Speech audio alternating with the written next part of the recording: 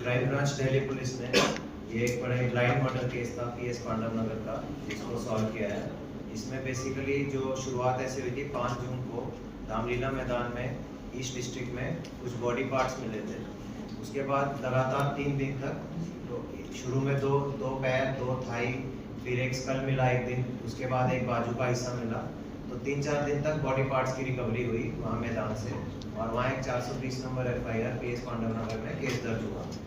इसमें काफ़ी जद्दोजहद हुई। पहले तो ये बॉडी को आइडेंटिफाई करने की, UID बॉडी की, उसमें ये आइडेंटिफाई नहीं हो पाई थी। इसी कारण इस केस में कोई ब्रेक थ्रू मिल नहीं रहा था।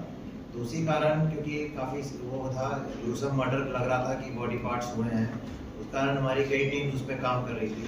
इसमें फाइनली हमारी न्यू दिल्ली रेंज की टीम ACP उमेश बर्तवाल और इंस्पेक्टर राकेश के अंदर इनका ब्रेक थ्रू हुआ जब ये बॉडी को आइडेंटिफाई कर पाए।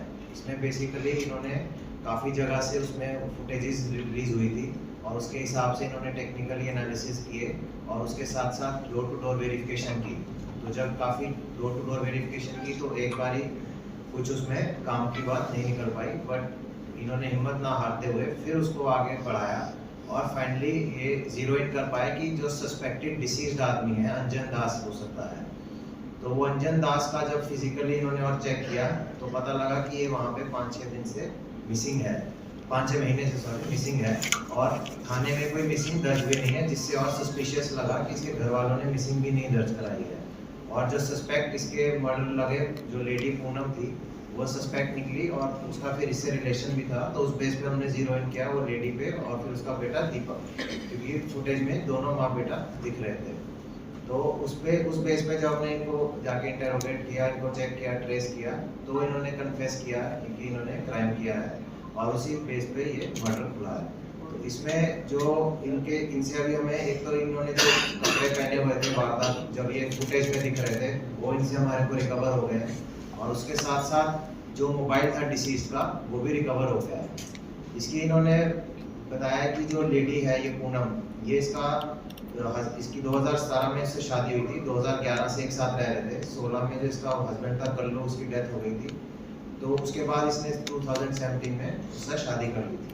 तो जो दीपक लड़का है वो कल्लू का बेटा है, और उसके साथ एक बेटी भी थी। तो दीपक की शादी हो गई थी, फिर वो अलग रहने लग गया था, और फिर पूनम को ये था कि ये उसकी बहू और बेटी पे गलत नज़र भी रखता है।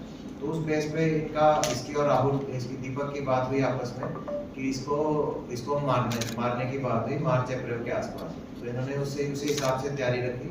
तो 30 मई को इसको पूनम के घर में इन्होंने इनको शराब पिलाई, उसमें नींद की दवाई डाल दी थी। थोड़ा जब वो डिजी हुआ उसके बाद उसने गला काट दिया और बाद में बॉडी छोड़ दी पूरा दिन घर में। अगले दिन जब उसका पूरा ब्लड ड्रेन आउट हो गया, फिर उसके टुकड़े किए इन्होंने। अभी तक जो लग रहा है करीबन 10 टुकड़े किए हैं, उसके बाकी तफ्तीश के दौरान और पता लगेगा। तो फिर इन्होंने 2 दिन 31 और 1 जून के आसपास में वो सब अलग अलग जगह डिस्पोज कर दिए हैं। उनमें से जैसा कि बताया कि अभी 6 तो मिल चुके हैं, बाकी 4 की अभी तलाश जारी है। मर्डर कब किया था? मर्डर किस दिन था? 30 मई। जैसा DCP अमित ने बताया कि बहुत मशक्क़त हुई है इस केस में, बहुत मेहनत हुई है, और जो बहुत सारी टीमें इसमें पहले लगी हुई थी उनको कोई सुराग नहीं मिल पाया था। और एक हमारे कमिश्नर ऑफ पुलिस जो श्री संजय अरोड़ा जी हैं, उनका आदेश भी था कि जो केसेस डिस्ट्रिक्ट में सॉल्व नहीं हो पा रहे हैं, ये जो, क्योंकि हमारा जो इनस क्राइम का जो सॉल्व परसेंटेज है दिल्ली पुलिस का, वो 95% से ऊपर है, जो कि बहुत ही काबिल तारीफ है। जो इक्का दुक्का केसेस जो ऐसे बचे हुए हैं उन पे हमें क्राइम ब्रांच को स्पेशली फोकस करने के लिए बोला था। इस टीम पे अमित ने बहुत मेहनत की है। इसकी एक और टीम को पहले लगाया गया था, वो भी कामयाब नहीं हो पाई थी। अब फाइनली जो न्यू दिल्ली रेंज की टीम है, उमेश बर्तवाल ACP हैं, पुराने दिग्गज हैं स्पेशल सेल के, और इंस्पेक्टर राकेश की टीम है, इन्होंने बहुत मेहनत से इस पर काम किया। और CCTV फुटेज को इन्होंने बार बार देखा कि उसमें इतना तो जरूर आ रहा है, रात के अंधेरे में जो है एक लेडी और एक आदमी कुछ बैग में ले जा रहे हैं और वहाँ जाके रामलीला मैदान या जो गंदा नाला है अशोक नगर का, वहाँ पे डिस्पोज ऑफ कर रहे हैं। लेकिन उनकी चेहरा या उस तरह की आइडेंटिटी इस्टेब्लिश नहीं हो पा रही थी कि ये कौन लोग हैं। वहाँ पे पूछा गया कोई मिसिंग पर्सन है, कोई गायब हुआ है जिसकी बॉडी इन्होंने डिस्पोज की है, उसमें भी कोई कामयाबी नहीं मिल पा रही थी। इन्होंने आसपास के पुलिस स्टेशंस की सारी मिसिंग छाने, उसमें भी कोई कामयाबी नहीं मिली। आसपास के डिस्ट्रिक्ट्स, उत्तर प्रदेश के थानों में भी इनकी टीम ने जाके काफ़ी छानबीन की। फिर जैसा हुआ, जब आप मेहनत करते हैं तो फिर लक भी आपका साथ देता है, तो फिर इनके पास ये सूचना आई कि ये जो क्या नाम है इसका, अंजन दास नाम का जो व्यक्ति है, ये काफ़ी दिन से मिसिंग है। इन्होंने फिर सारे पर्च छाने कि अंजन दास की मिसिंग कहीं पे लॉस्ट हो, किसी ने रिपोर्ट कराई हो, लेकिन इस बारे में भी कहीं पे किसी ने कोई मिसिंग लॉज नहीं की थी। फिर इन्होंने आगे पता किया कि अंजन दास कौन था, कहाँ रहता था, किस प्रकार का व्यक्ति था।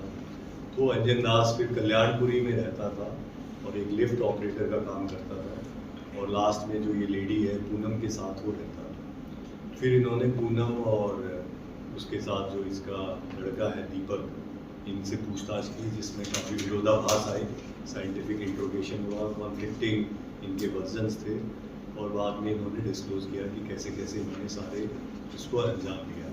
अब जो दीपक है वो इनका असली पुत्र नहीं है अंजन दास का, पोस्टर सन कह सकते हैं। इसमें जो पूनम की जो कहानी है वो बिहार से शुरू होती है। जब ये मात्र 13-14 साल की थी तो एक सुखदेव तिवारी से इसका विवाह कर दिया गया था, और सुखदेव तिवारी इसको छोड़ के, वहाँ एक बच्ची भी हो गई थी इससे, वो आ गया दिल्ली रहने के लिए, और दिल्ली में आने के बाद इसने इससे संपर्क तोड़ दिया। तो ये वहाँ से ढूंढती भी आई सुखदेव तिवारी को।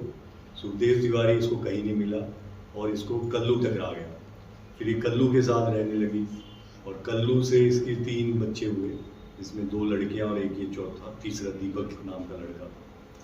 वहाँ पे रहते रहते फिर कल्लू भी शराब वगैरह के नशे में इसके साथ बदसलूकी करता था, इसको अपना जीवन यापन करने में काफ़ी परेशानियाँ आई, और फिर धीरे धीरे इसको ये अंजन दास जो तीसरा आदमी है ये टकराया, और अंजन दास के प्रति इसको कुछ उस समय लाइकिंग होगी, और ये जैसे ही कल्लू की मौत हुई लिवर फेलियर से, तो अंजन दास के साथ रहने लगी। और अंजन दास का इसको नहीं पता था कि उसकी बिहार में एक ऑलरेडी एक फैमिली है, और इसके 8 बच्चे हैं वहाँ पे जो बिहार में रह रहे हैं।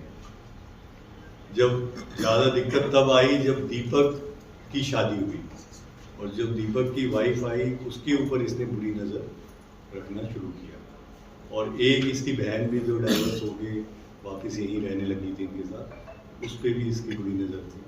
तो कुछ दिनों से ये परेशान थे कि जितना पैसा हम लोग कमाते हैं वो ये हमसे ले लेता है, और साथ में हमारी जो बहू है या बहन है उस पर भी बुरी नज़र रखी। ये सब करते करते इन्होंने आखिर ये सोचा कि ये इसका और कोई तरीका नहीं है, इसको मार डालेंगे, और इस प्रकार से मारेंगे कि इसका कोई सुराग ही ना हो, और इसके आगे पीछे कोई पूछने वाला है नहीं, बिहार में है, तो इसके सारे सुराग या सबूत हम निकाल के करेंगे। इन्होंने जैसा अमित ने बताया, इसको पहले शराब